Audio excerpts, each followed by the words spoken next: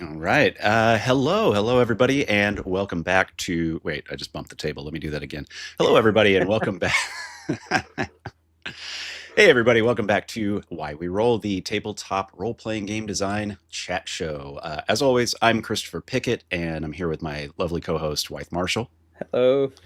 And tonight we are joined by our friend Eric Silver, joined once again by our friend Eric Silver. And we're going to do some chatting about and also some playing of Eric's new game, Model Our Nations. Wow, There it there it is. is. There it is. Beautiful. All the audio people, you can't see it, but just know it's pretty. Hi, I'm so glad to be back. It's the first time that I was on here with Amanda, it was like actual play, blah blah blah. But y'all, I know you two spend so much time making games that I'm like, what if I made a game and I could talk about the real crunchy shit? Now I did, and now we get to talk about the crunchy shit. I'm so excited. Yeah. Now we can invite you into the secret game design star chamber. No, it's great. Congrats on having a game. It's available in print, so we should say top of the show. You can find it. You can Google it. We'll put things in the chat and in the show notes, but you could also just Google Model Our Nations. Hello, Vex, for joining. Thank you once again. And we're going to play a little and discuss, Eric, some of the ideas. Real quick pitch is, it seems related to the Model United Nations and just generally politics. So real good fit with this show, which is about TTRPGs, and politics. Yeah, So model our nations, as I describe it, is how you play out a secret meeting of the world government, whether in real life or in the in a world you make up all together, or maybe you can slot it in to a current campaign of a long game that you're playing. It was inspired by that one episode of One Piece where all of the pirate kings come together for the first time, like in the first 100 episodes. And I'm like, that's cool. I like that we went away from Luffy eating big meat to see what Mihawk is doing. Like I really love that, and that's where this game came from. I love it. Sick. Yeah.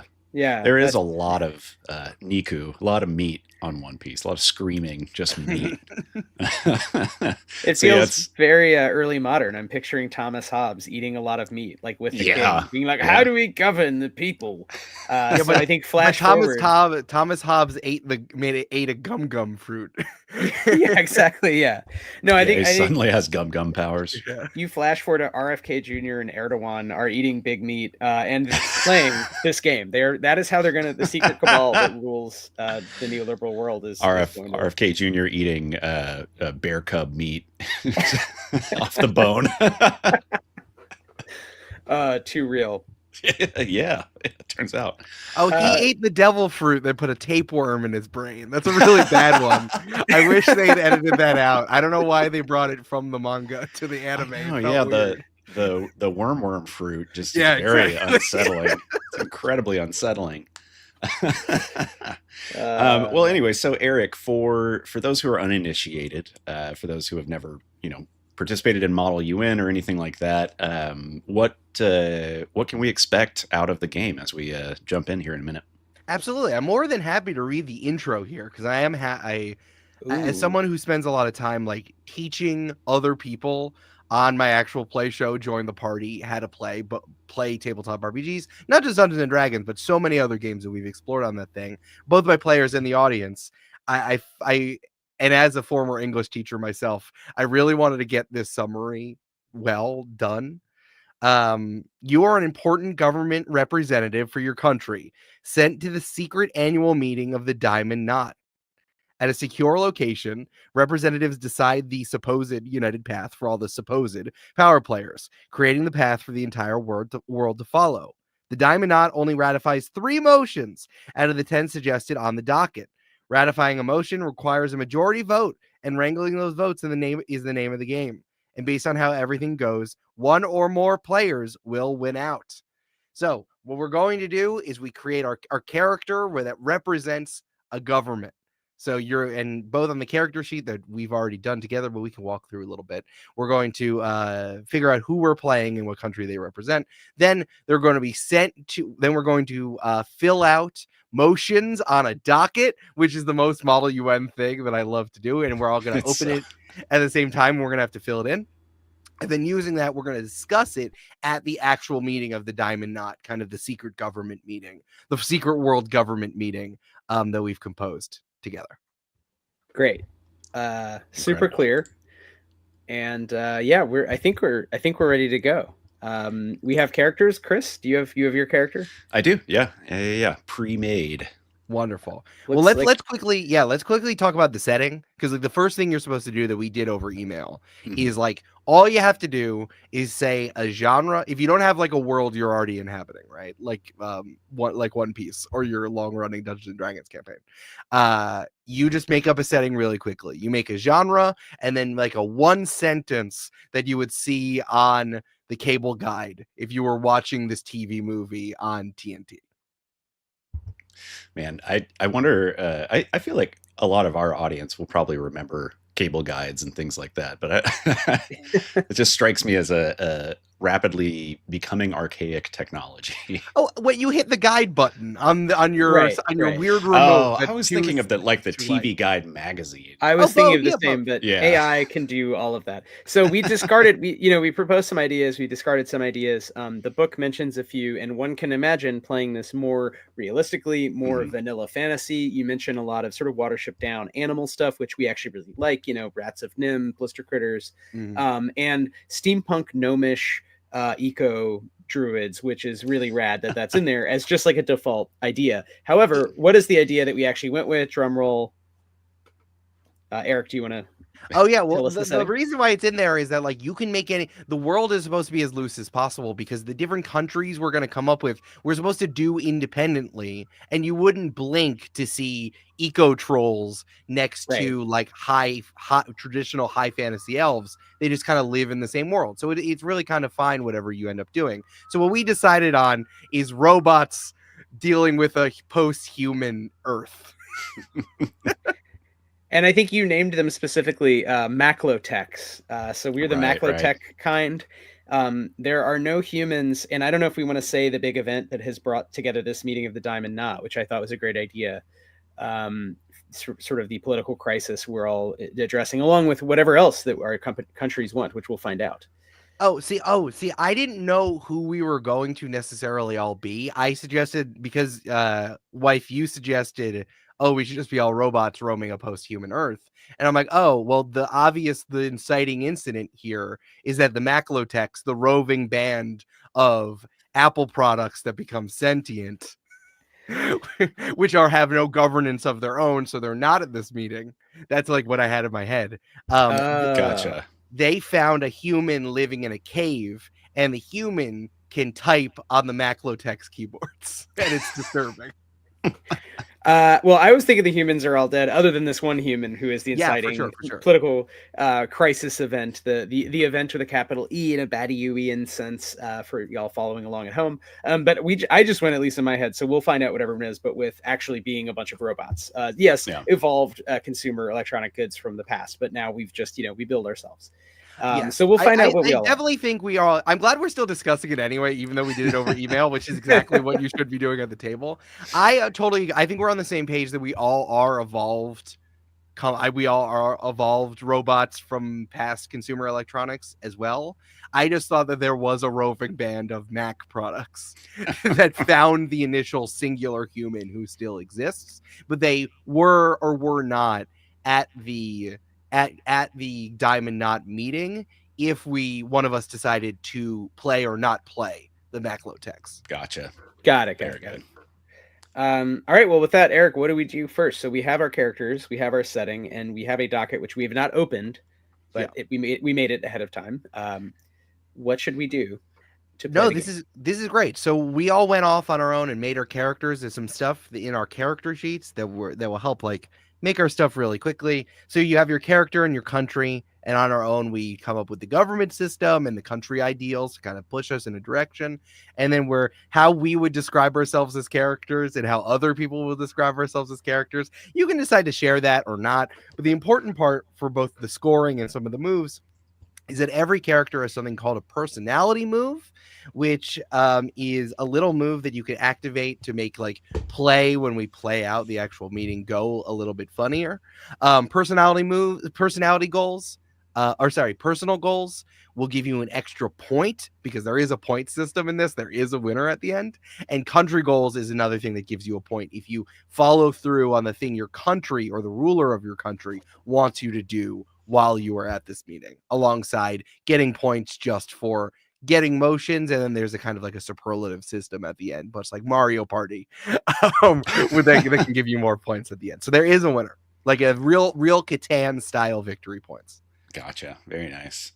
Well, should we jump in and introduce ourselves and our countries? If you want to, you can do it in any order. Like you can decide to introduce them. You don't have to, or we can just like jump into the docket. But whatever you guys want to do. What do you think, Wythe? If there's no agreed upon order, then I guess we could just jump into the docket, not knowing who is showing up to the Diamond Knot. Yes, you definitely have that option. The only thing on the docket in which I've already written is I have every single one of our names written down, so we know which of us is writing these motions. The only thing you have to do is that in order to claim a motion, once it's opened, you got to put your name first, so we know who grabbed it. Gotcha. As you do it. So we have Marf, I'm seeing Upo, and Pac-Man as our three characters. Very normal Maclotech names. Yeah, very normal. Marf16, Representative Upo, and I think we should be specific here. Sure. Madam Pac-Man. Madam Pac-Man at your service. Right. I mean, you know, she earned it. It's not a House of Lords thing. It's a. I'll say it's a meritocracy. Exactly. MARF is an acronym for Massive Area Relay Peripheral Holacracy Foundry Instance 6. So it is technically MARF I6, but it. Oh, sorry. I'm so sorry. I just put MARF. That's my fault. That's a faux pas. I apologize. Oh my God! This is the representative from the great state of blank. This is off to a terrible start. Chris, this is off to an incredible start. Diplomacy is already out the window. Not even representing. We're very close to war. No, so let's. I guess if without saying any more, I think we have we even have our country names under our names in the sort of video version of this. But yeah, I guess if we were to jump in without introducing our characters further, other than their names, Marf, Upo, and Madame Pac-Man, we can claim motions. There's only 10 motions. Correct. There is a special ability that can extend that by 1. But basically there's 10 motions, and anyone can start writing, but you have to put your name and write something more or less coherent. Yes. And then basically before we do that, just for people following along, are we going to fill up all 10 motions and then vote, or do we vote as we go? Can you say a little about the action of play? Absolutely. So once you open the docket, I will flip over. Wow, it's so easy to turn the pages of this game, of this buttery smooth printed version of Model Our Nations I have here. What is the technology you're using there? That's a BOAC? Wow. Yeah, it's one of those old-fashioned books you've heard so much about. It's wild, dog. So basically, once you all create your characters, and maybe if you're not playing on recorded medium, you can decide whenever you want to open the docket. So you can do it like in 5 minutes. You can do it tomorrow. Like if you like jump on a Discord call and you sort out the beginning of the game, then you can open the docket when you all meet up the next day. You can do it whenever. This has real like fantasy football draft energy to me, that sometimes you do it when like someone's on a plane. Right. which I think could be really fun. But the whole point is, once it's open, you need to fill up, the docket needs to be filled. And it's like the pre-idea, and from all my time playing doing Model UN in high school, I loved how much prep there was. You had to pre-enter before you got to like the argument phase. So you got to put in all of the things that you want to talk about into the docket, and then that will dictate how the meeting will go in the main sort of participation scene playing sort of portion of the game. So a motion is a proposed idea or action that all the members of the Diamond Knot will agree to execute together. It can be broad or specific, all-encompassing or esoteric, cautious or reactionary. Maybe it doesn't mean anything at all, but it's definitely written down on the docket. Perfect. Yeah. So, and of course, it can be all arranged. It can be moved. We can negotiate while we're doing this if we want to change it or not. I'll be like, hey, Upo, can I give me $200 gold, and I'll take my thing off, and then you can just do it, and that applies to the whole thing. So yeah, we want to make sure we can. Yeah, we love corruption. We love corruption. So it's max 10, every single person has the right to have at least one. So each character must put one in, but there's no rule saying you have to do all 10. It's just like each person, each character must put at least one on the docket. Perfect. Okay. Shall we open the docket officially and just dive in? Give me a countdown, Wythe. Okay. 3, 2, 1. Model our nations.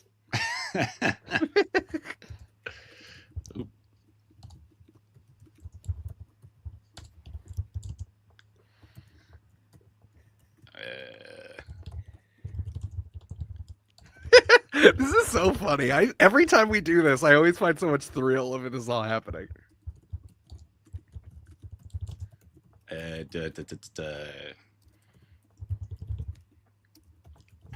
We'll definitely have to cut this part of the audio. Oh, for sure. No. Absolutely. This is gold for a podcast. Yeah, it's absolutely thrilling audio. Maybe I will leave it in. Maybe it'll be like a Ingmar Bergman Hour of the Wolf. Do you know how long a minute feels thing? Can you make the audio version of a star wipe here, Chris? Yes. I totally will.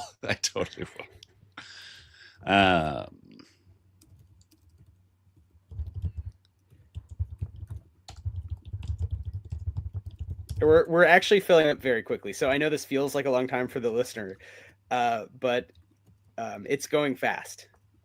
Oh yeah, I feel like we've only been doing this for like a few. Even while joking, we've only been doing this for a minute.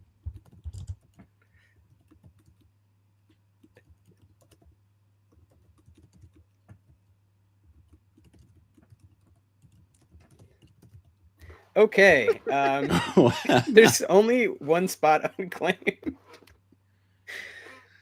Let's see.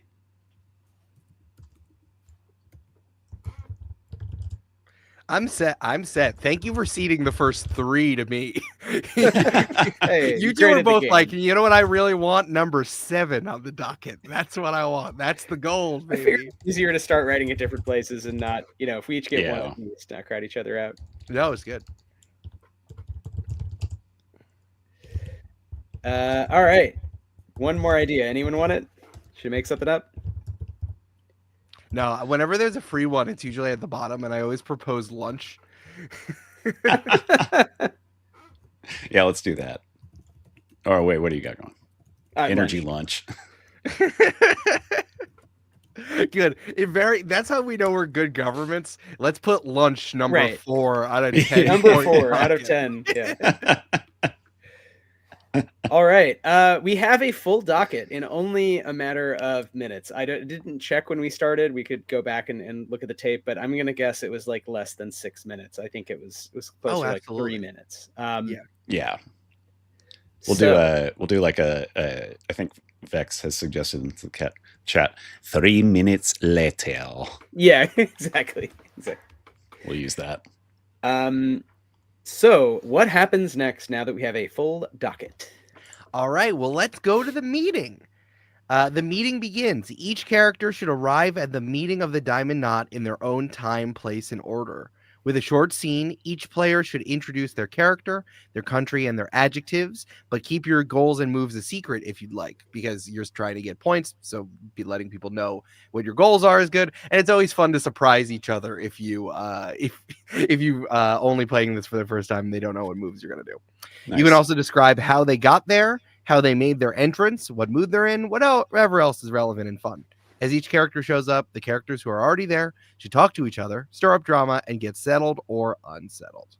So, out of our 3 characters, who do we think would show up first?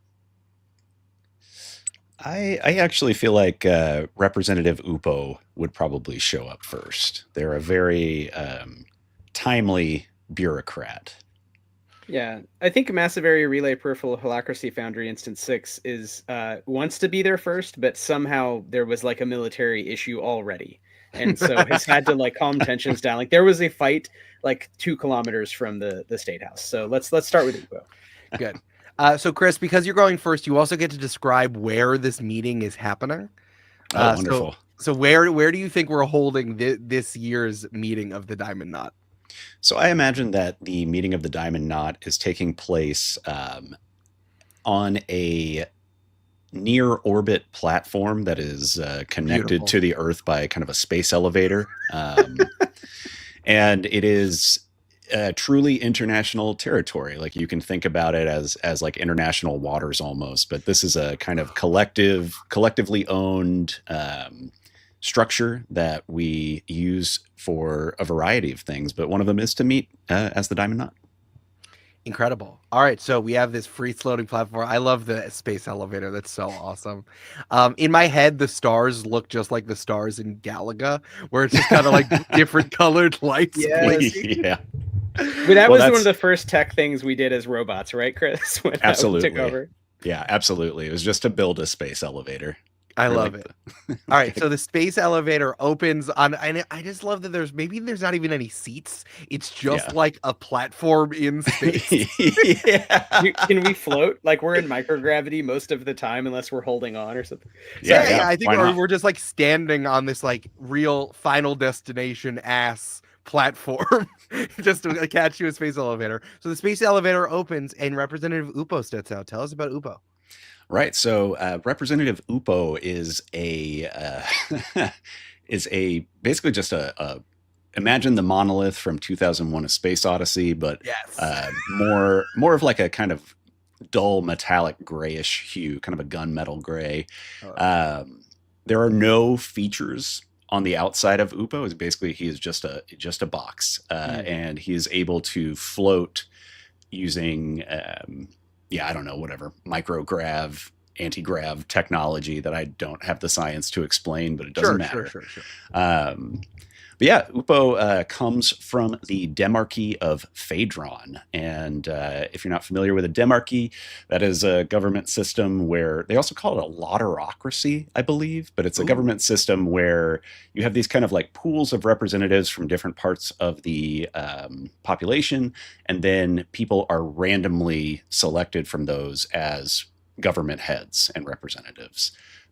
So Phaedron used to be one entity. It was basically one giant AI that had kind of like a hive mind thing going on. But as time went on, the citizens of Phaedron ended up developing their own autonomy. And they are committed to collaboration, flexibility, and the maintenance of personal autonomy. I love it. It's going to be so fun arguing with a monolith. It's going to be just like our current government system. Am I right, ladies? Am I right? Yeah. Ayo. So as Upo gets to tell me how Upo gets settled on the platform. I mean, Upo just smoothly glides just a few inches off the platform, and kind of settles. Do we have like a table or anything, or are we just straight up? Whatever you want. Yeah, whatever you want. Yeah, sure. Let's say that there's kind of like a circular table in the middle of the room. So Upo slides up to that and does kind of a flip. So what was down is now up, and then he does a little twist, and then just kind of like settles onto the deck of the platform. I love that.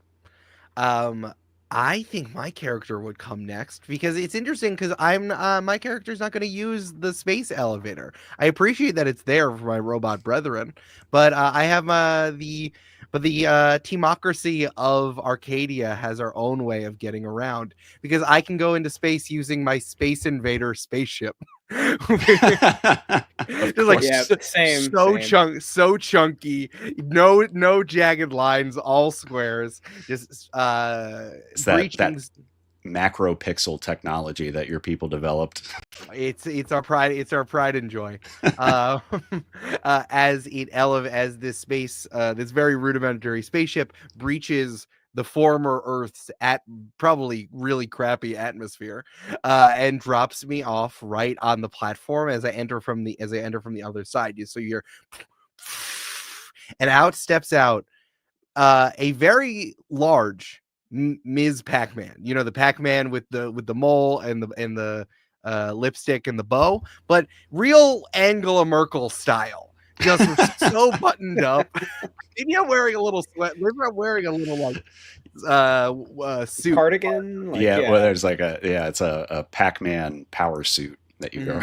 Yeah, I'm wearing a little pillbox hat instead of the bow, and I say, Representative Upo, I hope you weren't waiting long. You know how it is. Vice President Qbert always keeping me hopping around. Qbert. Oh man, deep cuts. I like it. I am Madame Pac-Man from the country of Arcadia. I am a timocracy, which is what we now understand as people who own land, who are the only people who get to vote. But really, we're collected around each individual arcade cabinet is able to vote towards the government. Basically, all of the arcades once the humans left eventually developed technology to project their characters as long as they're within a certain distance from their arcade cabinets. And that technology, alongside our incredibly cool Space Invader ships, are our pride and joy. Very nice. Can I ask real quick, Timar, is that from like the Turkish concept of Timar? I think it's one of the Aristotle politics ones where it's time, meaning honor or worth, and then that's interesting. That's really interesting. In research I've been doing for Danse Macabre lately, a Timar was like an actual thing that you could get. It was basically like a parcel of land that you would get for military service or for civil service under the early Ottoman Empire. Interesting. That is interesting. Very interesting. That's cool. Yeah. Just so you know more about Arcadia, our country's ideals are judging by the content of their character and not their number of bytes. Furthering the technology that puts projection, and of course, recovering more of our brethren in the arcade caverns as we unearth more of the buried malls throughout what used to be America. Nice.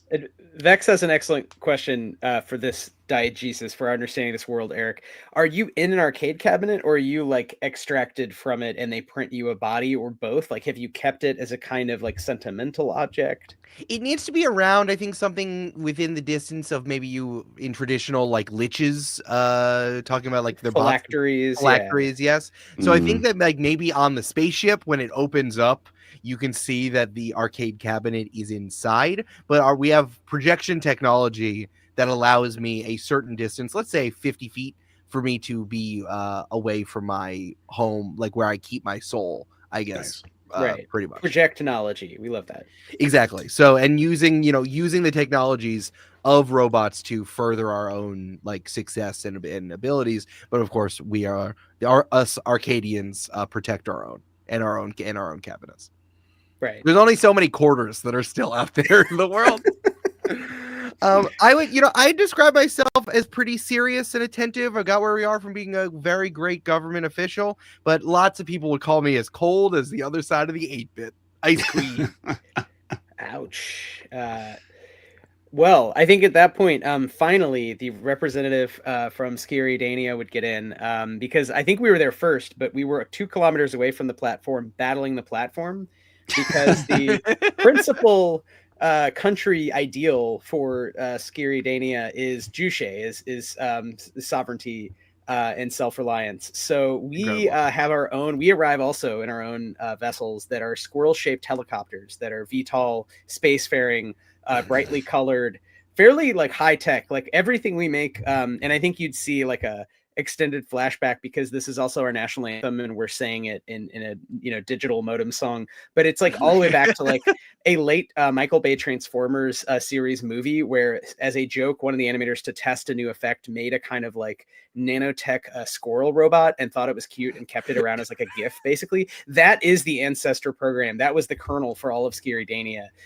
So everything we make is kind of, as much as possible, we are just squirrels, but we are extremely high tech and we are extremely belligerent, self-reliant nation that just is very afraid of being taken over by others. So finally, the space helicopter stops fighting with the defense systems of the platform, and it expels a docking pellet, which looks exactly like a squirrel taking a shit in space. And at high speed, I cross those last 2 kilometers. The squirrel pellet destroys, breaches the platform, and the platform seals behind it after a hiss of air escapes, air none of us need to breathe anyway.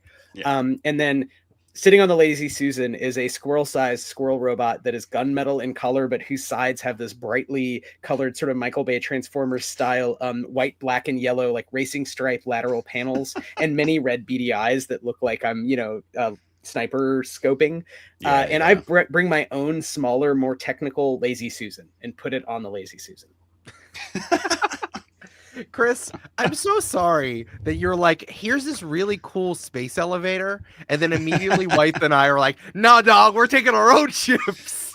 Such is the nature of these things. I would say maybe the Demarchy of Phaedron was kind of one of at a former Diamond Knot proposed building the space elevator and was like, this is going to be great. Everybody's going to use it. We're going to share this resource, and then no one fucking uses it. Everybody just prefers private transport Bridge instead. to nowhere.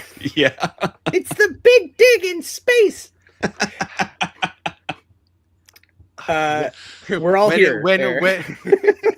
When it was proposed, I said it was a bad idea, but you were all so excited to build a space elevator to the stars. So here it is. It uses less resources. We got some sick cobalt mines out of the deal, so fuck you guys. It was great. We love this stupid thing. Great, the squirrel's here. All right. Okay, great. Sciridanians. Long live Sciridania! I do like to imagine that it's just like a modem sound whenever you sing the national anthem. It's in every language broadcast at once, just in case. I don't know. Yeah. It's just a complete cacophony of languages. Or maybe it's like Star Trek. We have a universal translator or something like that. Probably, yeah. It's all in JSON or JavaScript or something. Yeah, but it's somehow like Esperanto. It's got tones associated with it as well.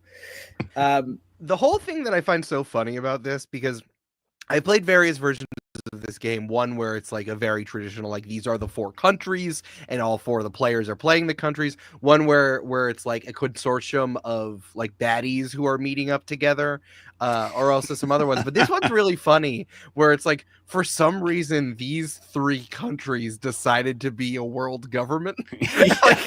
Completely disparate. And especially when I made up the Maclotext, I'm like, oh yeah, these are a roving band of Mac keyboards. Like they don't talk to the other ones. Well, they're in a museum. So those are the ancestors, right? There's definitely like an anthropology museum with a bunch of keyboards showing their culture. Yeah. And for some reason, the arcade cabinets, the squirrel programs, and the monoliths are like, no, we're gonna be part of a secret government. I love that. I love this game so much. Every time I play, I'm like, this is a good game. This is fun. Okay, well, we are missing one character before we can start the actual docket. Once all the characters are there, the moderator will walk in, and each player will describe one thing that is incredibly boring about them. The moderator's job is to keep decorum, arbitrate rules and regulations, and if needed, break ties. We have 3 players, so we won't need that, but the moderator is still there. All players control the moderator together, and so anyone who can hop into their shoes if they're not currently speaking. Nice. So the space elevator opens up and the moderator walks out. What is one reason why they're the most boring person alive, or robot alive? Man,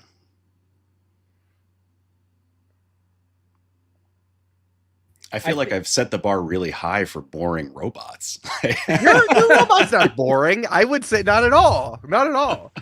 Let me propose. Faceless monolith. Let me propose something. I think the moderator is boring because it is a coin star machine. That's pretty good. I think it's also been blunted. It had like the robot equivalent of like this neural surgery where it can only sort of speak in it can't ever say anything actually funny intentionally, like it's like only saying old, like for the equivalent for us would be like you can only say like, I don't know, old Jim Gaffigan routines or something where like everyone's kind of heard it. It's not that, it's like not that deep to go, like Hot Pocket, like whatever. It's like there, it's just sort of has no personality, but it tries really hard to have one, and that just makes it even worse. No, I like that. Energy I like your building on what I said. Is like it is a Coinstar machine, and at some point one of the more advanced robot societies gave it a voice box, and like that's the best he can do with its computing power for sure. Chris, why is this Coinstar machine with a voice box the most boring thing alive?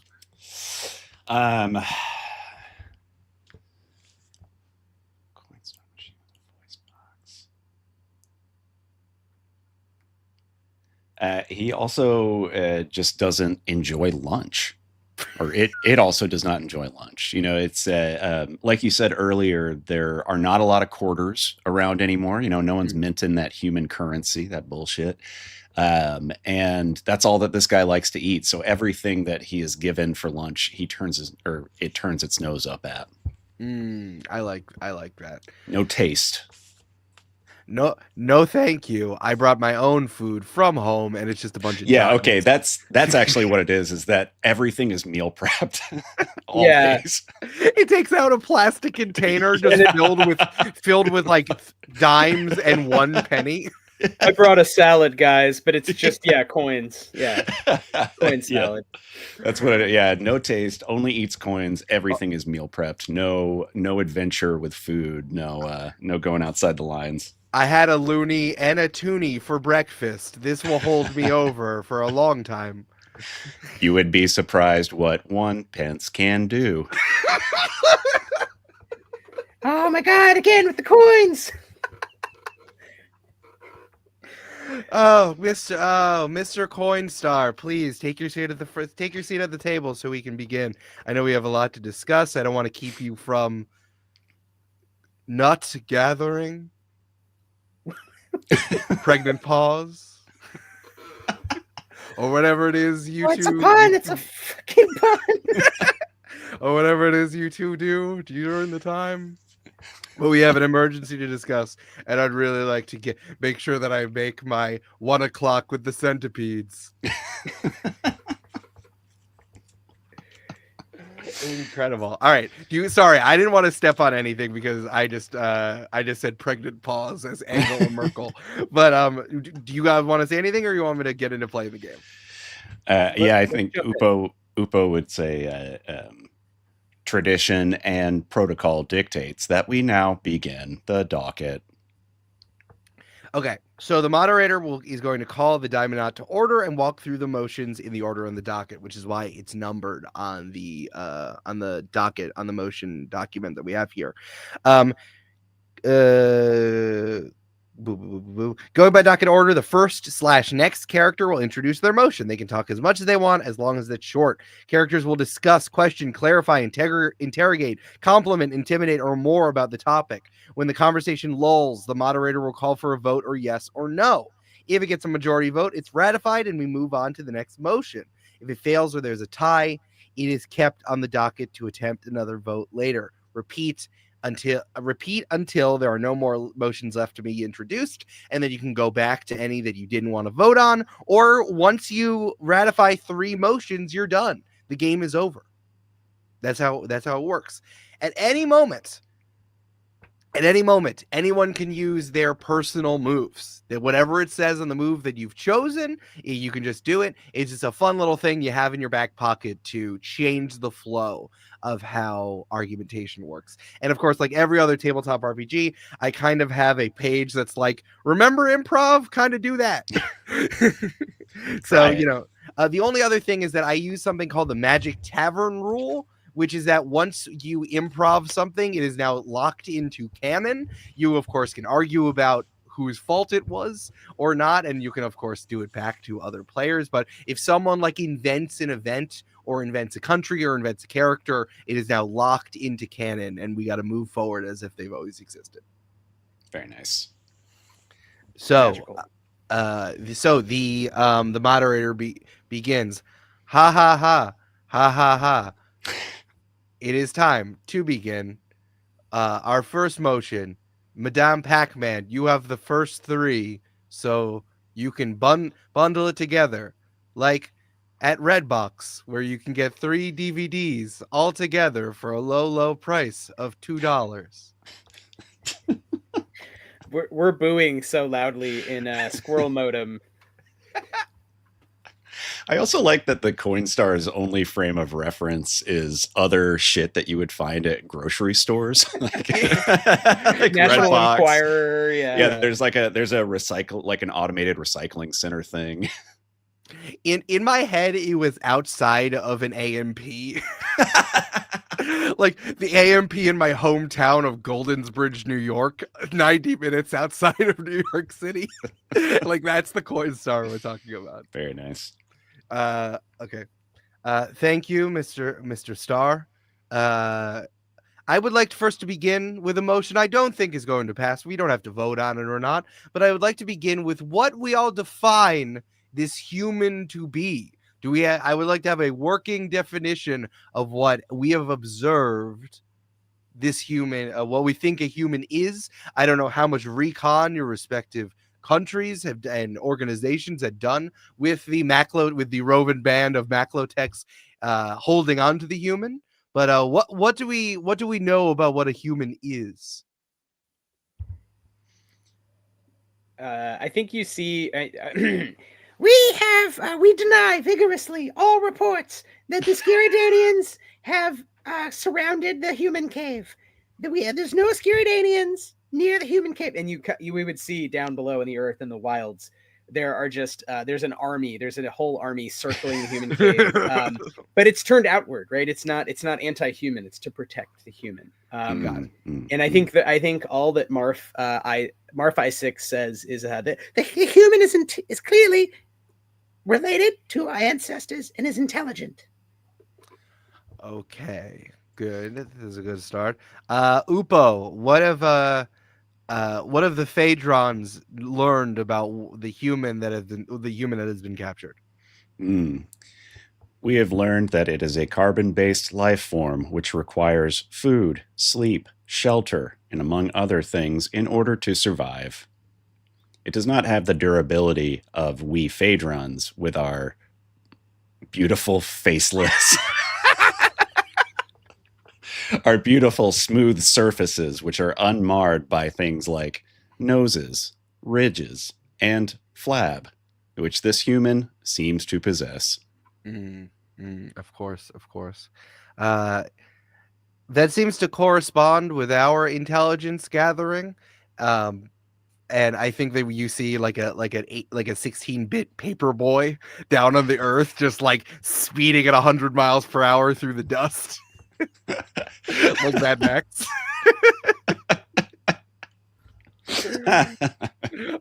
We have not gotten close enough to get more confirmation, as the roving Maclotech tribes, with their sleek and only compatible with themselves, they're airdropping intelligence to each other constantly. We weren't able to get close, but that corresponds to what we know. It seems that we do have a similar ancestor as well. These its hand markings seem to resemble some on the Arcadians' soul cabinets. They're oily and gross. Yeah, you got to throw that into the definition, oily. Possibly the oils on their hands are corrosive enough to destroy any materials. That's what I fear most of all. Yeah, I think Representative Upo would then ask, is it possible that these humans are somehow made of a bio and neurological technology which we no longer possess? That's what I fear.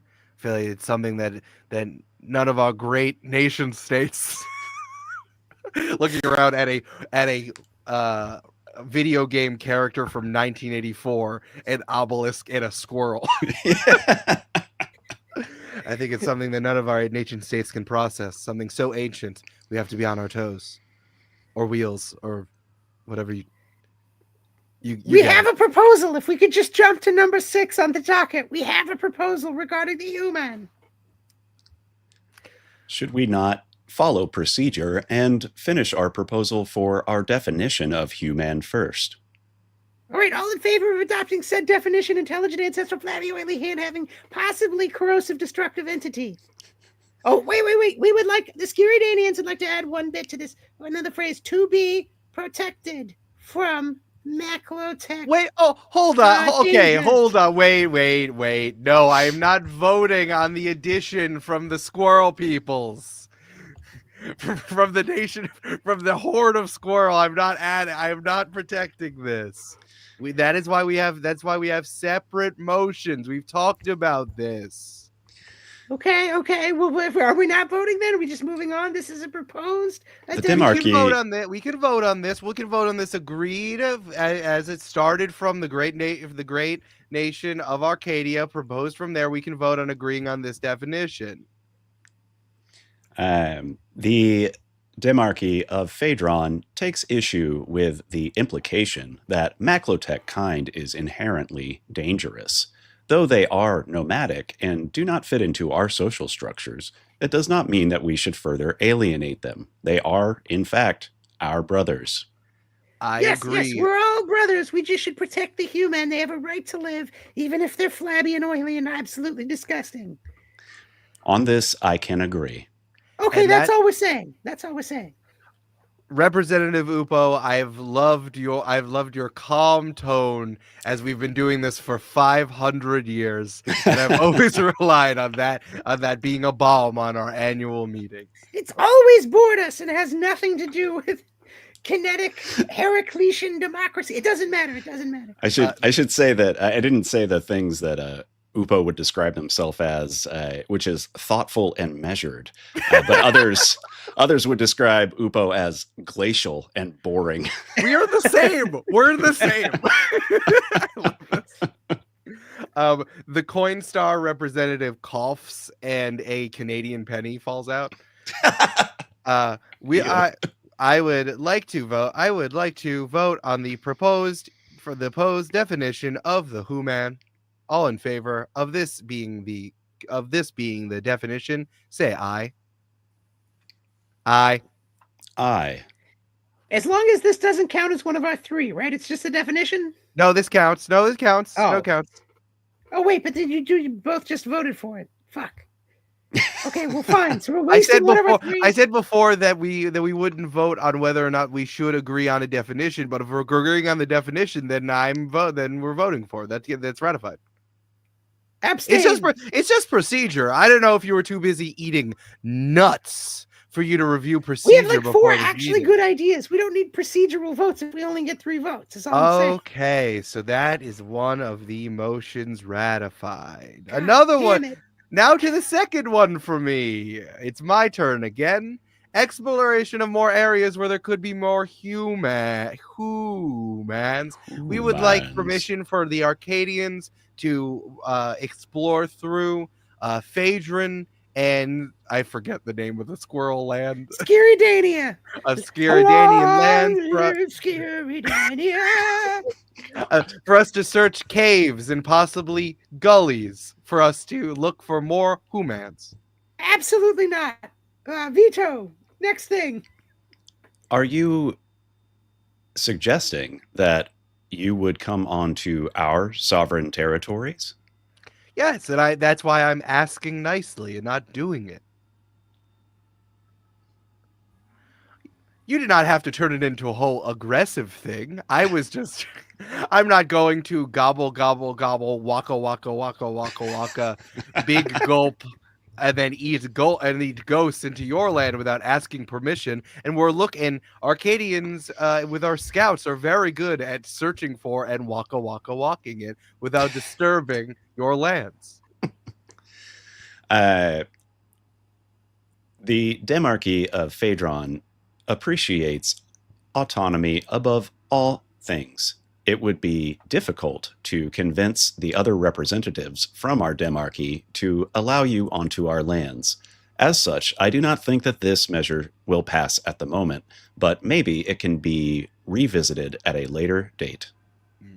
Yeah, that's what I'm talking about. Skip ahead to 6. We got a better version of same. Better version of same. Coming in hot. I feel like in the squirrel copter, there's just a bunch of guys going, "Hey, I love what do it. Yeah, they're really doing it. They're giving it to that madam lady. I didn't say this earlier, but I imagine that the squirrel copter is also like Tails from Sonic. Yeah, and it's just like the rotor blade is just a giant squirrel tail. Yeah, all of the weapons, all of the ingress, egress, and weapons come out of the butt area. So that's definitely design strength of the spacefaring VTOL spacecopter. Yeah, it's a feature, not a flaw. Exactly, yeah. I appreciate the sovereignty of both of your nations, which is why I brought it up here at the Diamond Knot and did not conduct. But it would be something that I would like to discuss further if we end up needing pieces to negotiate, moving it around, hitting the A button and then the B button and then the A button and the B button again. We are all familiar with how the Arcadians have used up, down, left, right, A, B, and start in the past. It's our sacred code of friendship.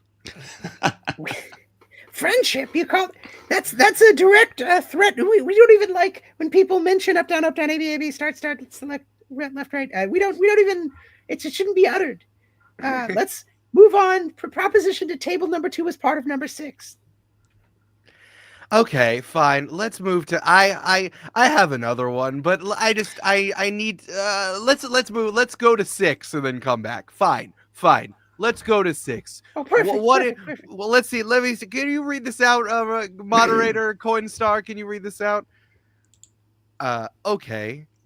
For the 5 o'clock showing of I just did movie phone instead. I got Oh, movie phone's good. Movie phone's good.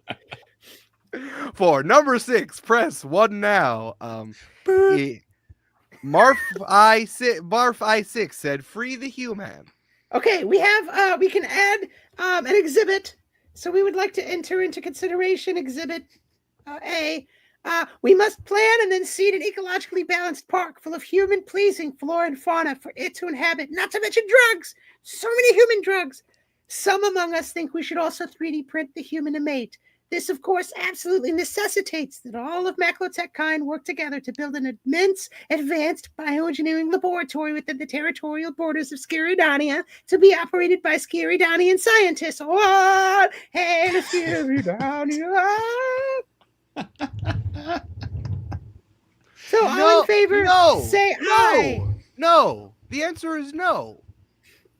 I would like to use a power, the one power I possess. Please. In the book, it said the power's name is guileless. Okay.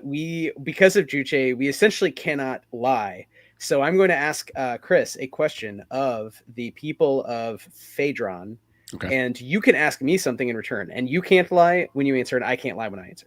All right. That's what it says in the book. If Eric, I'm interpreting that rule correctly. No, that's absolutely true. That is one of the... Let me see where it is. That's one of the personality moves where you just get to do that. Absolutely. Great. So what would make the Phaedrons allow basically the Diamond Knot to give Skiridania the rights to set up like an eco park and a bunch of resources for biotech research to help humans? Maybe there's more than one, maybe there's only one, we don't know, but we're all in on protecting the human. Mm-hmm. What would actually be something that the Phaedrons would want from us in exchange? I think that the Phaedrons would want this to be a joint, at the very least, a joint operation between the 3 nations, instead of something that's operated solely by Skiridanian scientists. I don't think that the territory thing is much of an issue, but it is more of an access question. Okay, so it's like a backroom deal flashback. We're talking about this. Do you have a question for me, since that says that's how that works when I use the power? Yes. Chris, you can decide to do it right now, or you can hold on to it. All right, I'm going to hold on to it for a little bit. Okay. Love it. We're amenable to it. we're amenable to an 80-10-10 split or something like that. Yes, everyone is welcome in the immense research laboratory within the territorial borders of Skiradania to be operated by the principals of which, the directors of which could be Skiradanian scientists, mentoring scientists from less developed maclotech nation states. An 80-10-10 split is not a fair shake. I don't know why a robot would say that. When we had discussed this previously, the Demarchy of Phaedron believed that we were speaking about an equal share of 33.333333333333% X whatever to the X factor. 10 years later. Yeah. Yeah. The human is dead by the time they finish this sentence. No. You said 30, just 30, 40. We're the 40. That's the final offer. That's all I can do. There's a lot of people back home for whom Juche outweighs interest in the human. However, there's a large faction that's very interested in the human as part of the sapient sovereignty movement. So we're willing to give up some of the Juche for more of the sapient sovereignty, working together across maclotech kind. Yes, the Skiradanian dedication to sovereignty bears very close resemblance to the Phaedron's love of personal autonomy. In this way, we can see how we have similar goals in this regard. Same thing. We vote aye on this proposal. We vote aye as well. Free the human. All hail Skiradania. I'll also say the kind of like park, the eco park that was basically one of my proposals as well, was to build a habitat for the humans. So I think that would also drive Upo to agree to this. Okay, well, I think it would be better if all of us voted unanimously on all of our decisions between this, and I could see that there is some wiggle room in the possibility if you allow Arcadian workers to come in and help build this somewhere on Skiradanian soil. Wow, you're writing while I'm talking, you're writing, wow, what a great proposal. Okay.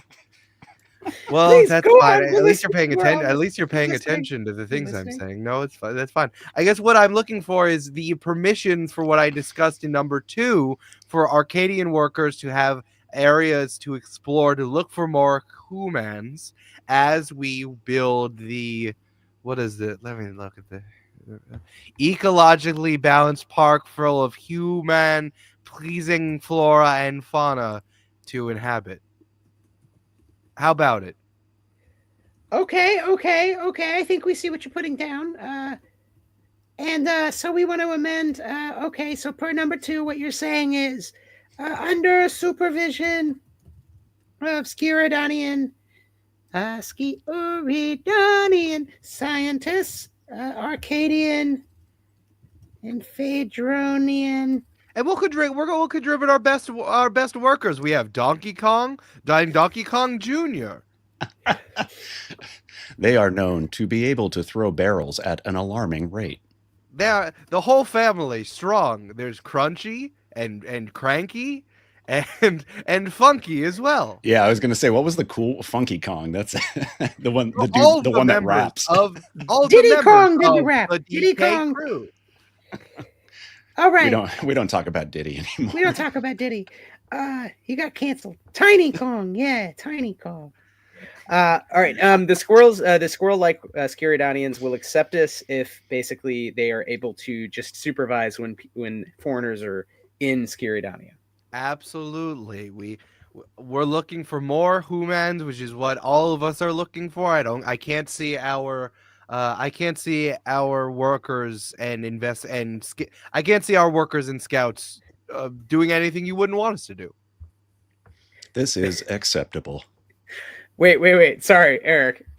I know we're gonna run out of time here. No, but, it's fine. Honest question: are your workers gonna do something that Skiradanians would not want you to do while on our territory?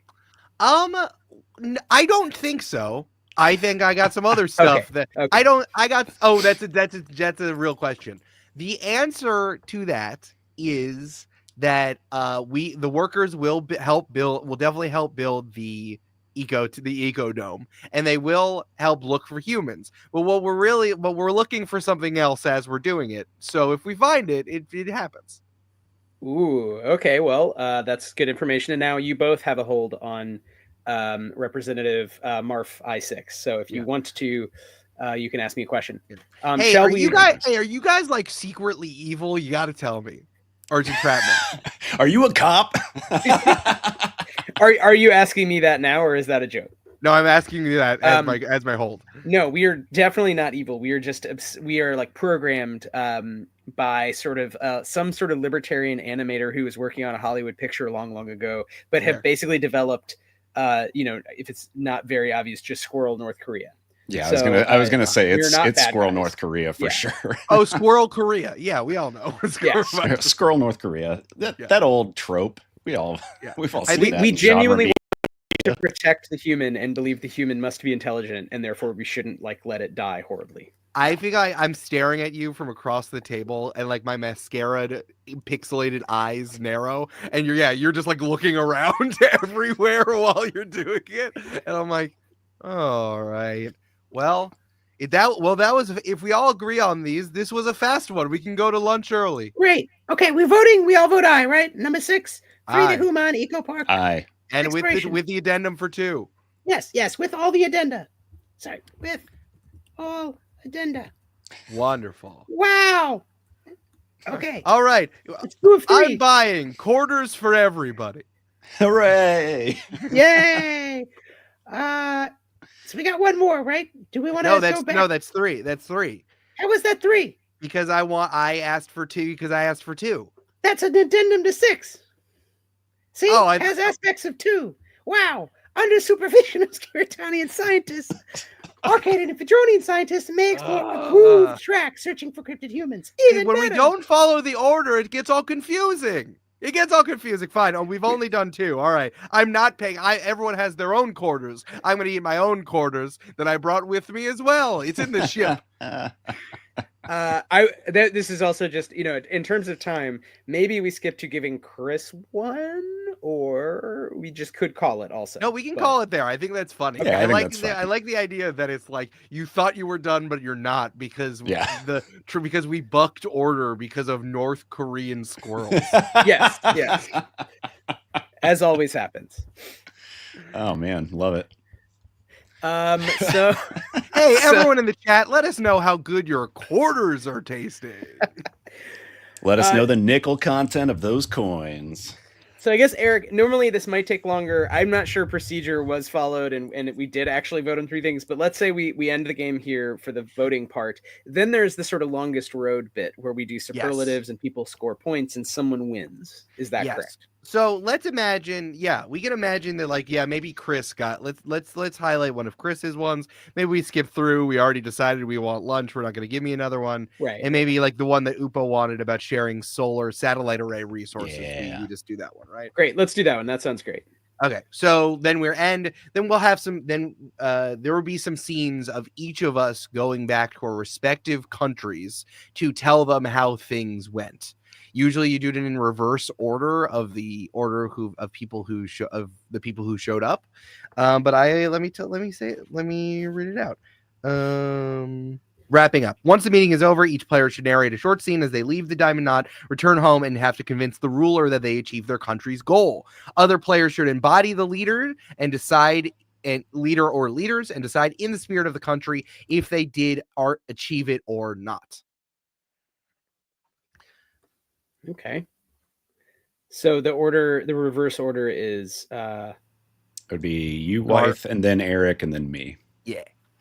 Okay. Oh, so right. So right. We I guess cut back to the main Skiridanian server farm dome, which looks almost exactly like a Transformers like Cybertron, city, and maybe has like pulsing lights and cool 80s music. And Massive Area Relay Peripheral Holacracy Foundry Instance 6 is speaking to Massive Area Relays 1 through whatever, a large number.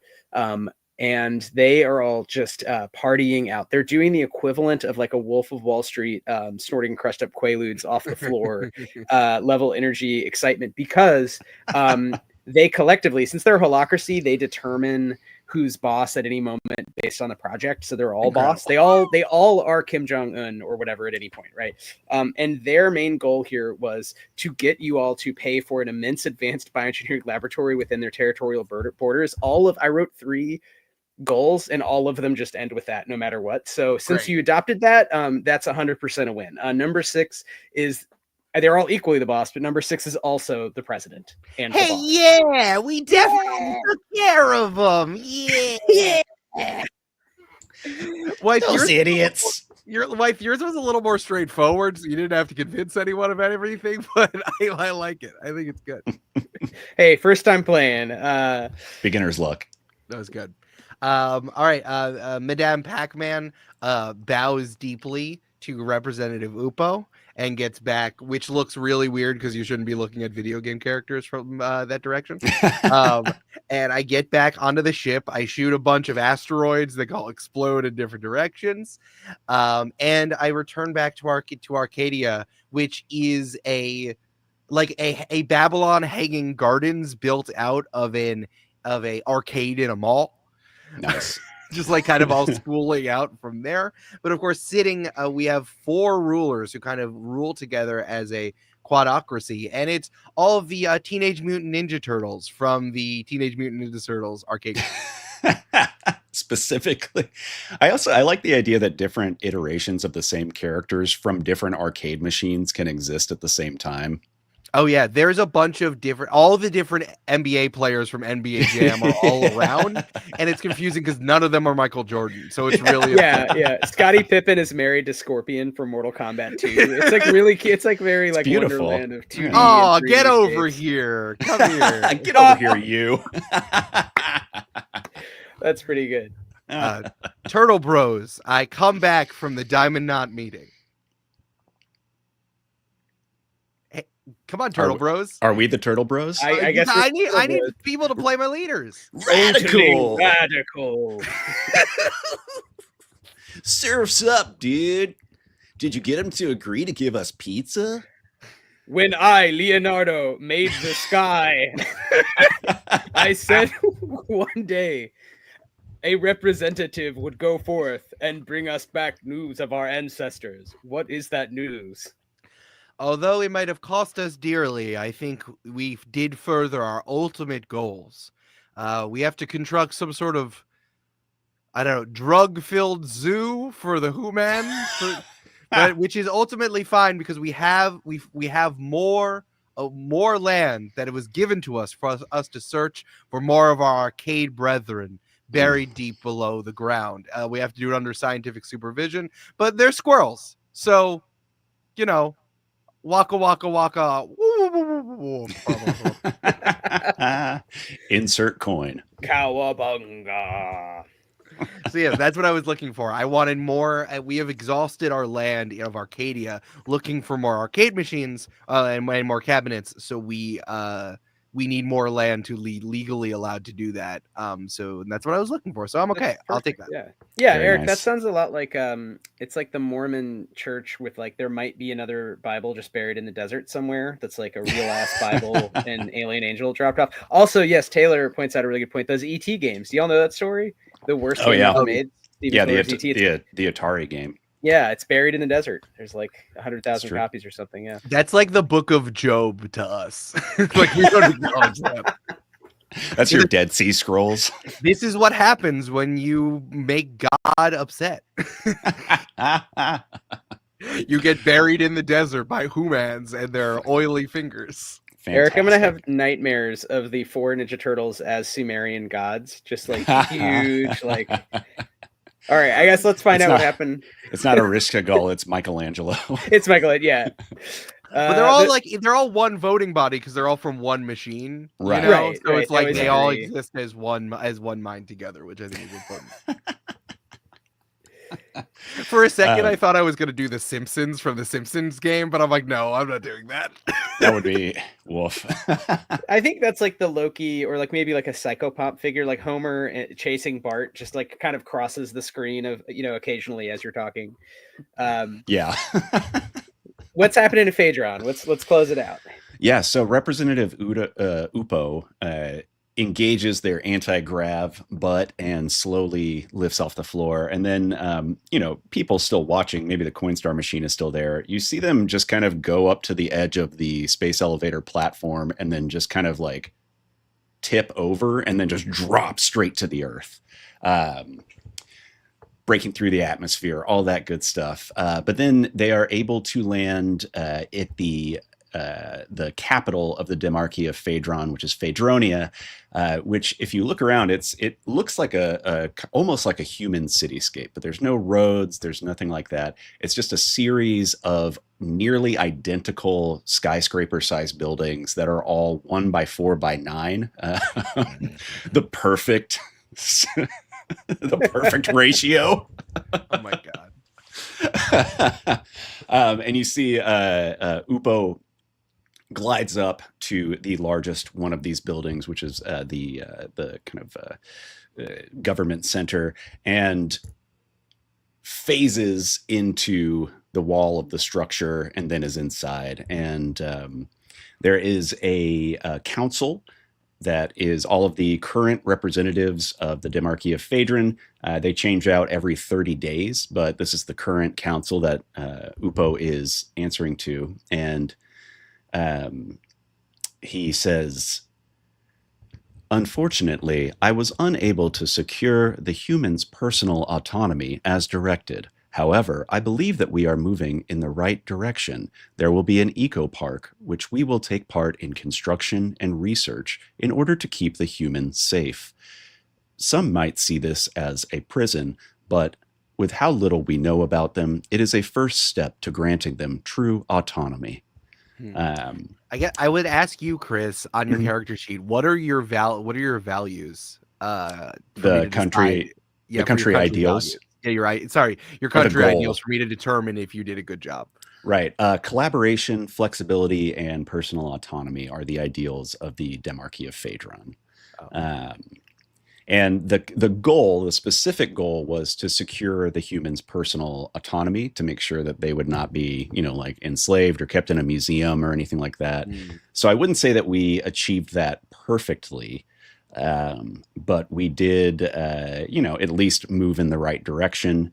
And I would also like to point out that Representative Upo is a lifelong bureaucrat, meaning that if I only have 1 point at the end of the game, I win. Only one of my motions went through, which was to share the resources of our solar array with other nations. So I don't know.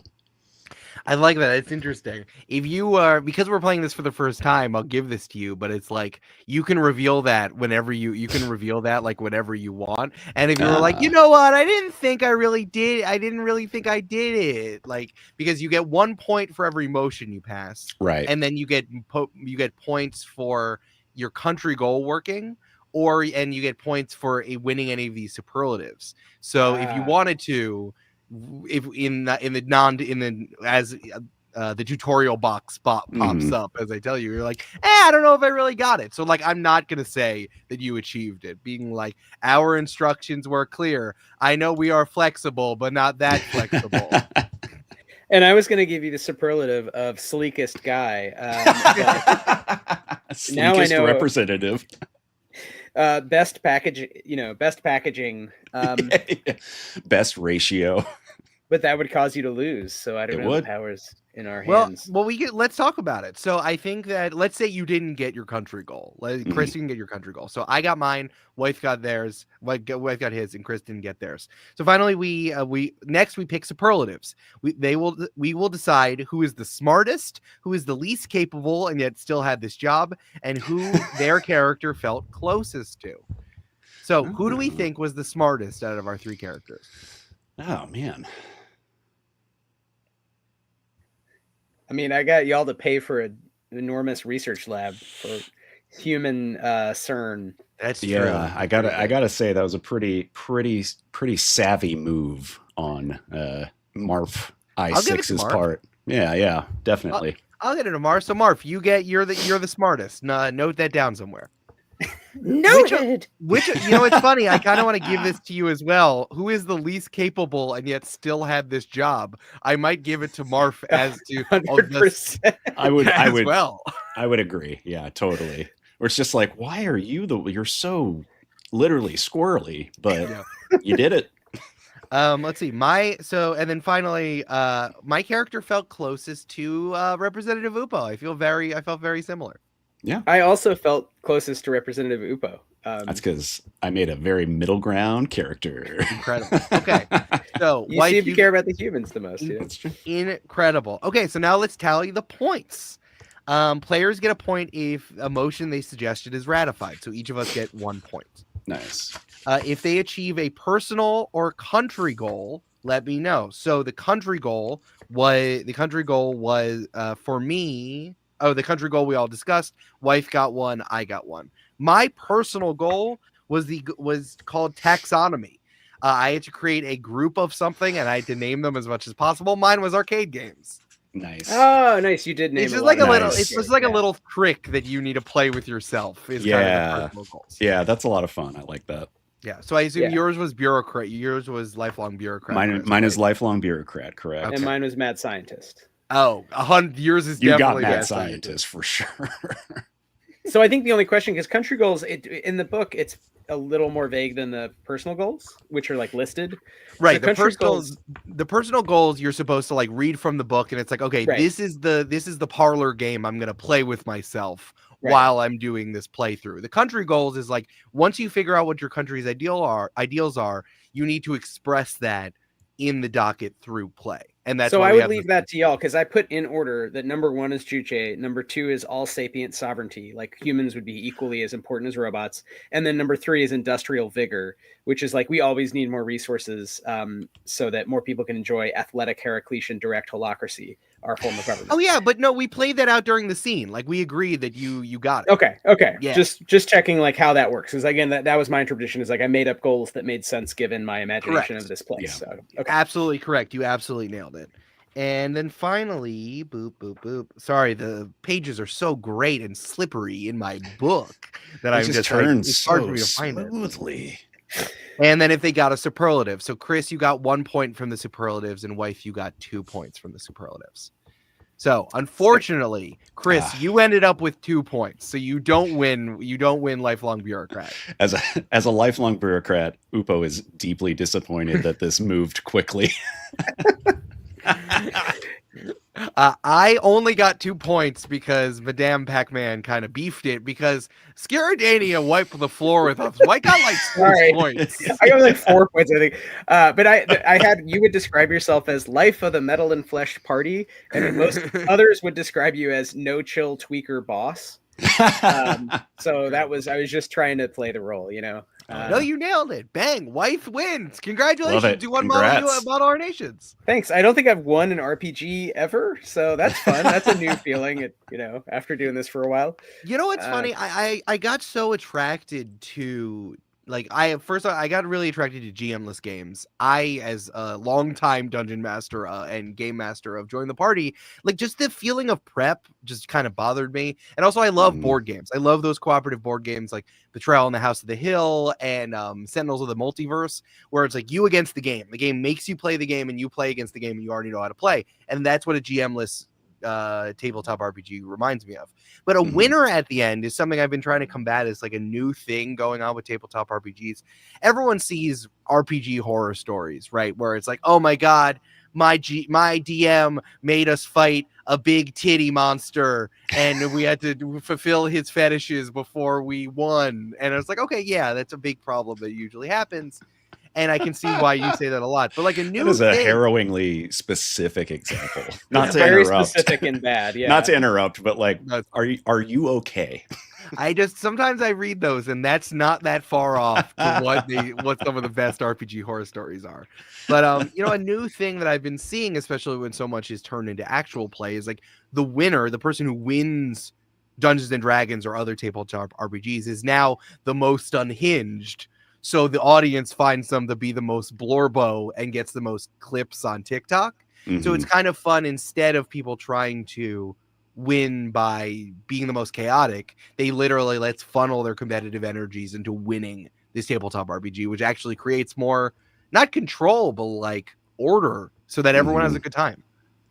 Yeah, I think there's some integrated design happening here too, right? Like the UN does exist as this, whatever governing body, but like everybody has their own agendas, and we're trying to move those agendas forward. And I think that mechanicalizing it is smart, and having this kind of like resolution at the end where it's like, well, who did come out of this on top, or at least ahead of other countries, makes a lot of sense.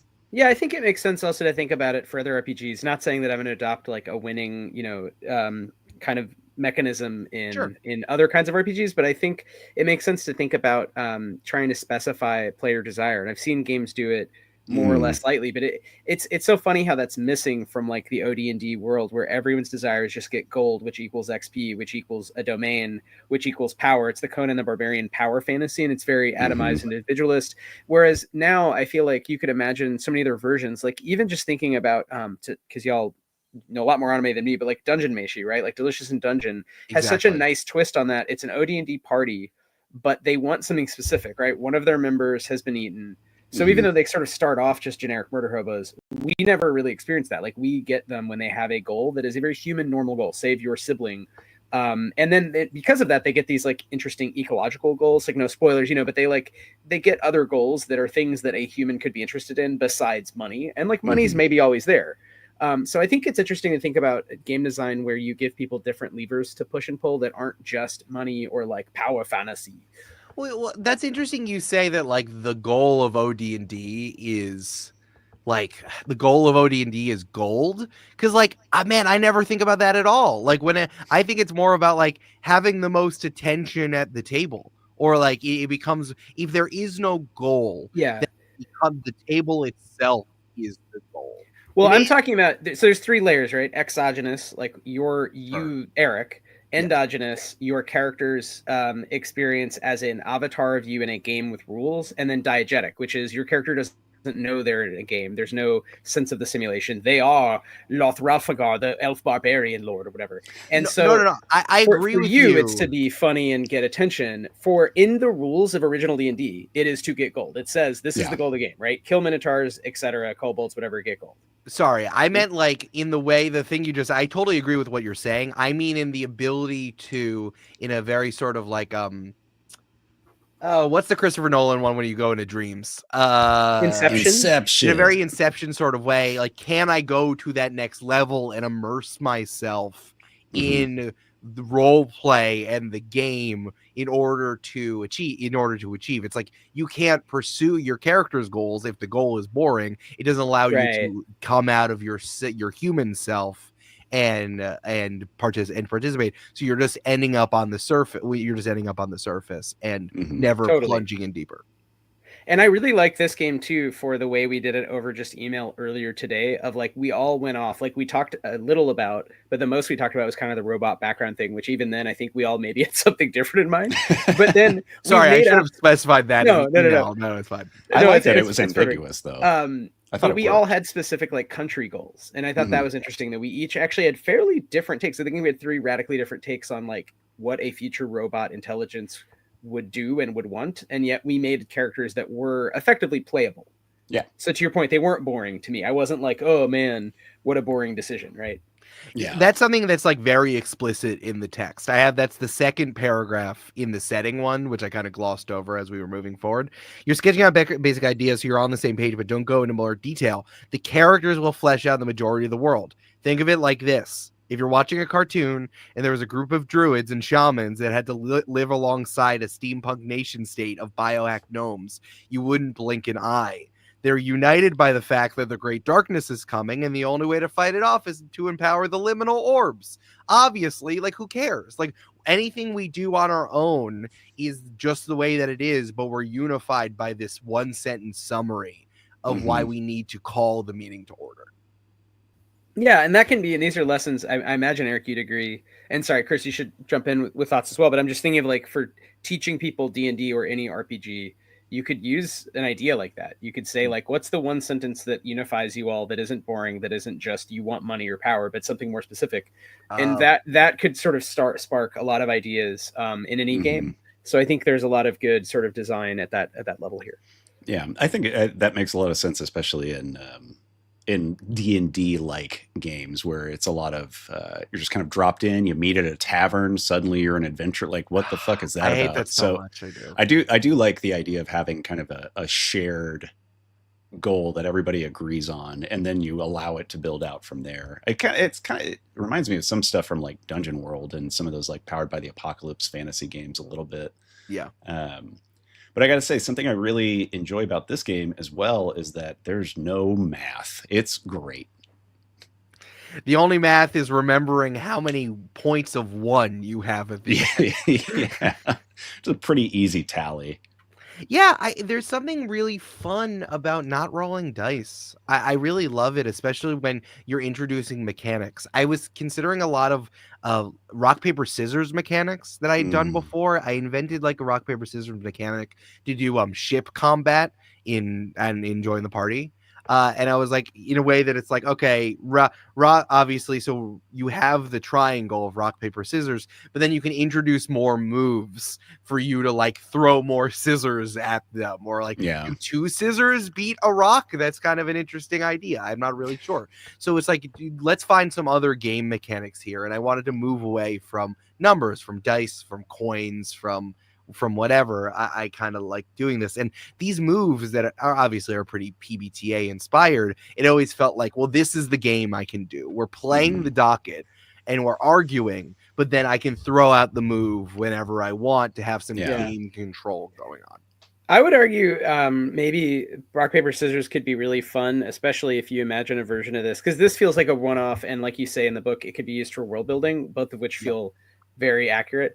But you could imagine maybe some replayability with different kinds of, I'm thinking of the game The King's Dilemma, but like, you rock, paper, scissors, and adding a little of that kind of quote unquote crunch, but still without dice or keeping track of a lot. If you wanted to have more decisions and more voting, I will say it went really fast. I thought it would take longer, but we almost got through 3 naturally. And I could see playing actually like multiple sort of takes in the same world if you want. Yeah, I was going to say it would be really interesting, and I'm curious, Eric, if you've done this, if you've tried any kind of like legacy play where you have one group that it could operate as a campaign, and especially with the Magic Tavern rule, as you've been calling it, and the kind of like yes and improv thing going on. But I really like the idea of establishing a history over time and having to remember that history and being like, well, the last time we met, we talked about the Battle of Boopadoopadoo, but what about the War of Babadabada? And it's, like a way to create a kind of living world. If I make an expansion of this where I add more moves and more personality goals, I will definitely come up with legacy play. I'm now thinking about introducing the rock, paper, scissors, because Wythe, I like what you're saying here, but I really like that you had to convince people to do it. That's kind of the whole reason of the points and why there are superlatives. It's like not only the only way to get votes is through move machinations, but really convincing people, and that is the level of play here that happens here. And I find it really funny that Wythe won so handily when all of us thought we got what we wanted, and that's what I really love about this game. But for legacy play, I kind of love it's like, okay, let's play out the year. Everyone has a conflict with someone else. Whoever wins, you got to pick someone, start a conflict with them, and then do rock, paper, scissors to see if you win. And then that would play out the things that happened over the last year, and then you have another diamond knot meeting. I find that that would be cool as hell. I love that. That would be really fun, and a way of like keeping things moving in the background between sessions as well, right? It's like, okay, well, maybe we have a conflict. It could be a trade thing, it could be literal warfare, but then you just like determine really quickly what happens outside of the actual play space and then bring it in. Yeah, I could see that tacking back and forth. It does remind me, though, to push back on that, Eric, about convincing. there's a really good book by an anthropologist and legal scholar named Annalise Riles that I recommend called The Network Inside Out. That's about. This is what I wanted for Why We Roll. This is why I started the game, for This is why we started the show. To throw anthropology at me about my game. I love it. This is what I was here for. But yeah, like it's a good book about the UN and like and law and in transnational conflict. So what your game is, all right? Transnational conflicts and how it's resolved by essentially assaulting the other side with paper, which could be litigation or it could be like really long, polite requests. Like that's what the UN is. It's a bunch of people, kind of like your game, right? Really politely or not so politely being like, I really think we should all do X because it's good for everyone, even if it's very obviously only good for me. But it's sort of a book about like how that actually functions and whose jobs it is to like come up with all this crap and who reads it. And this is like kind of like now I bet a lot of it is moving like a lot of law to like sort of AI, cloud-based crypto, Bitcoin, whatever, what's it called? Blockchain. Sure. Yeah. But I think there's still something interesting about that idea of like this job is actually not a good job, which you do sort of note in there somewhere. And I think it'd be interesting to think about. You have your player characters, Loth again, the barbarian, elf, wizard, lord, and then you suddenly cut to like the guy who's the representative for the district in which Ralph Laufregen bought a castle, and he has to like convince the king of another country to like back off. You know, like it's sort of like actually the opposite of murder picaresque like adventuring. It's just arguing and reams of paper, but that doesn't mean it's boring if you inhabit that avatar, if you sort of take that on and think about it and from that angle. Well, that's why I find it so funny that we need to meet the government head at the end of the game. It's like every single person has to talk to their boss in front of all the other players at the end of the game, which I find so deeply funny. It's probably my favorite part of it. It's probably my favorite part of the game. Yeah.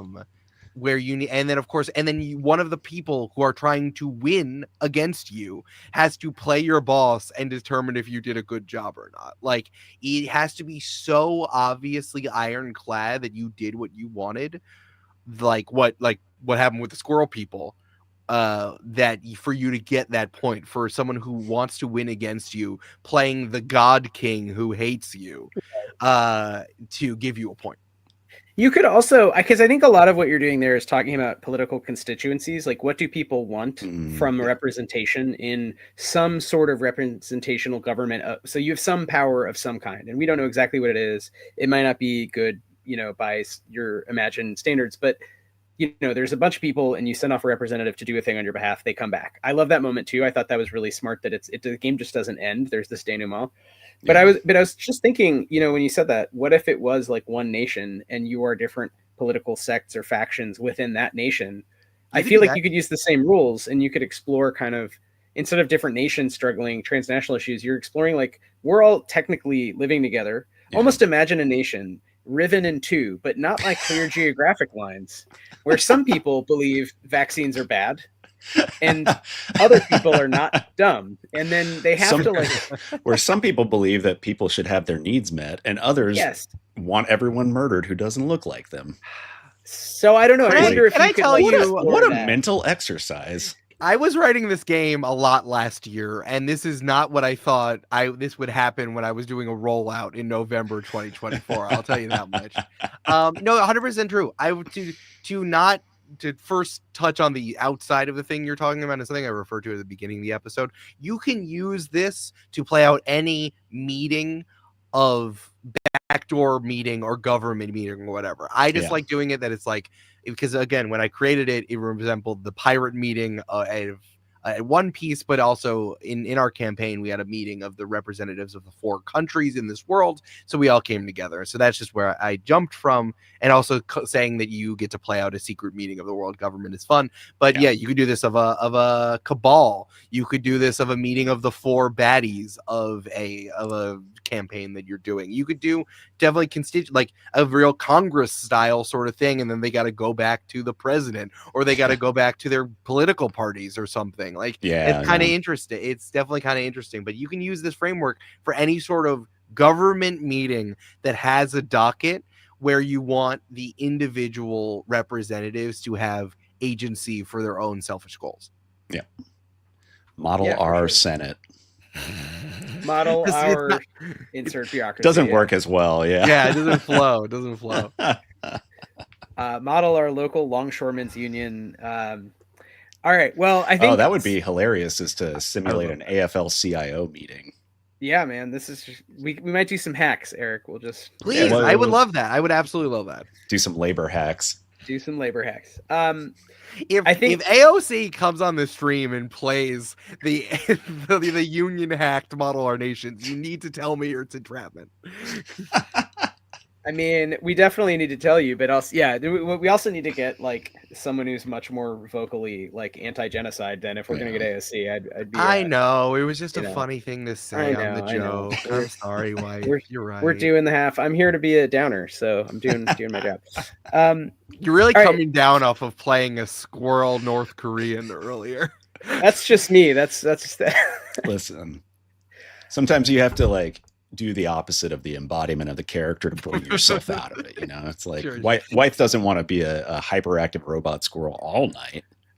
Kind of do, but yeah, limitations of the body and the flesh. You got to get the kick to get out of the inception. I got That's right. Yeah. You got to make sure the top's not spinning. No, but I do. I mean, on a serious, I do also think we should be allowed to, you know, like talk about politics on the show. We generally don't. We almost always focus on games because they're more fun, and that's, you know, the bigger, I think, of the two topics. But I mean, you know, that is the no, I agree with you, and I guess like really to answer the thing you said, truly, I was writing this. And I think we're seeing this now about how our representatives are really just out for themselves. The fact that are so many American, like, let's not even talk about the current stuff that's happening that's nonsense. Like, let's talk about shit that like the more banal evil that fucking happens to us constantly, about like how all of our U.S. representatives just trade stocks openly and know what's going to happen and enrich themselves currently. I love that there is an app out there where you can mirror every single one of Nancy Pelosi's stocks and make money on it. And like, completely insane. And as much as it's funny to be like, ha ha ha, Succession, that's just like the Murdochs, ha ha ha. Like, that's they're bad people who are so consumed by their own selfish ideas and money and whatever. But it's like, it's the same thing of any government type.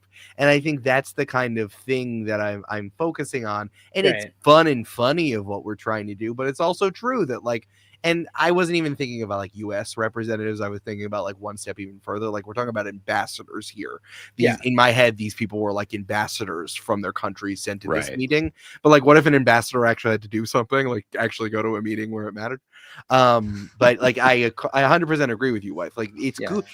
It's not as overtly silly, but the entire outlay is ridiculously silly and means nothing for no one. I mean, one of my favorite moves in this entire thing, I really love Lifelong Bureaucrat, Chris. I'm so glad that you pulled that one. But one of my favorite ones here was boop, boop, boop, boop, boop. Oh, on the road again. That's a personal goal. Get a point if a situation arises that you have to leave your spouse and kids for a year or more.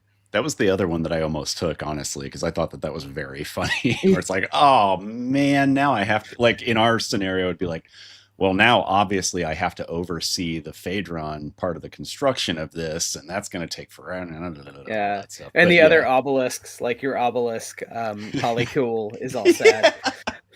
Yeah, I mean, that's an interesting design choice, Eric. And we should wrap it up in a second. But to have there's tension sometimes between the endogenous, like, I want to win the game, and then what the diegetic, like, what would be good for the people of X.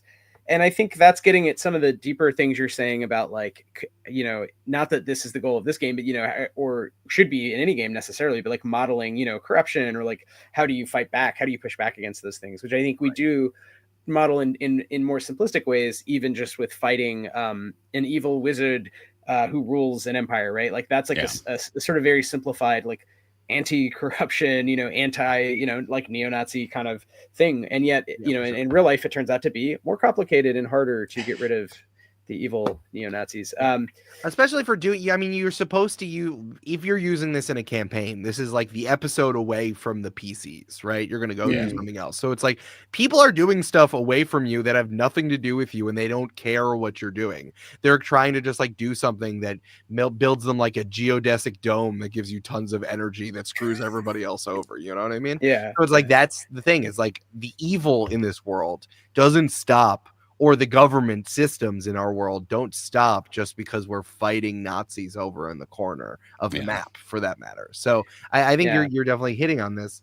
I think the one final thing as we try to wrap up, you had asked me a little bit about the art of this book. Yeah. We were talking about that, I think, before we started taping. Yeah, you can look at it. You can see that there's this painting of kind of Congress on the front, and I have some like woodcuts and stuff in there. I pulled a lot from Creative Commons and from like the Met archive and stuff like that of like Creative Commons paintings of representatives of government. Like, what does it look like when someone paints or makes woodcuts of government? And I think it looks really beautiful. There was like a guide going around, I think, in a post like Morkborg situation of like, here's how to use paintings to look good. And I'm like, I kind of fell in love with some of this stuff. But the one I use on the cover is, can I tell you an art history story for a second? Yeah, please. The painting on the front is a painting of Congress that Samuel Morse did in the 1810s. You know, the guy who invented Morse code. Yep. The very dude. Before he was a scientist, he was a painter. And, he was hanging out in DC. And he's like, you know what you do as a painter? I'm going to go to Congress. I'm going to paint it. That's going to be great. Obviously. So he did that. What are you going to do? So he did that. He went to Congress and like, yeah, sure, go set up over there. And he painted this like really and you can see how big it is. It's on both the front and back cover is this really big painting in these beautiful golds and reds and browns and like the light is so warm in Congress. And he painted it, and in the 1820s, he showed it around, as you do. And everyone thought this painting sucked. That's why he stopped being a painter, because he was bad at it, so he started being a scientist. The reason why is that he painted Congress in the 1810s during Reconstruction. And everyone instead wanted to see paintings of Congress people fighting each other. The drama of all of us figuring out if our country's gonna fall apart. So Keith wanted to make Congress look beautiful, to make it look as upstanding as he thought America was going to look like. But really, what the people really wanted was the drama. And I think that's very symbolic of how we play this game. Yeah, for sure. Great. Add it to the next edition. We want to know the Samuel Morse story. We love to know the art. All right. Well, Chris, any final thoughts before you thank Eric and, bid everyone adieu? No, just where can we find you, Eric? We'll do all the stuff in the show notes and all that good stuff. But where can people find you? Where can people pick up a copy of Model Our Nations? You can pick up Model Our Nations through a few different places. Check out the link in the episode description, which I'm sure that Wythe and Chris are including. I'm selling this through the Join the Party merch store. I thought I didn't want to do it through Itch, and drive-through RPG is a nightmare. Just because, I'm trying to own your own website sort of thing. So I'm doing it through the Join the Party merch store. But if you are buying a bunch of other stuff from Indie Press Revolution, Model Our Nations is up there as well. You can get a PDF and you can get a print copy. The print copy are so luxurious and beautiful. I think the print copies are really pretty. They are very nice. So please check it out there. But, you can find the actual play show that inspired this, Join the Party. I'm the best DM in podcasting. I hope you'll enjoy listening to Join the Party. You can follow me on Blue Sky. I'm Eric Silver there. And just talking about the new tabletop RPGs I'm writing. I'm working on one where you work on a true crime podcast and everyone dies. Nice. Great. Well, you'll have to let us know when you are ready to play test that as well. We'll have to have you back on. I'm drafting it right now. I'm play testing it right now. I'm gonna hopefully play it out and join the party and then come back. But y'all should check it out. It's really fun. I reworked the whole game loop yesterday. I'm excited. Very cool. Sick. Well, with that, thank you. It's been Eric Silver from Multitude and Join the Party, and now Model Our Nations. We did model some nations. They were fun. We all won. We all saved the human. Nobody did anything actually that bad, now that I think about it. No, Wythe won. Wythe won. That's how these games work. Wythe was the winner. Sorry, I keep forgetting that it's a finite game. I'm sorry. Yes, apparently I won. All hail Scuridania. With that, this has been Why We Roll. Oh boy. Good night. Good night.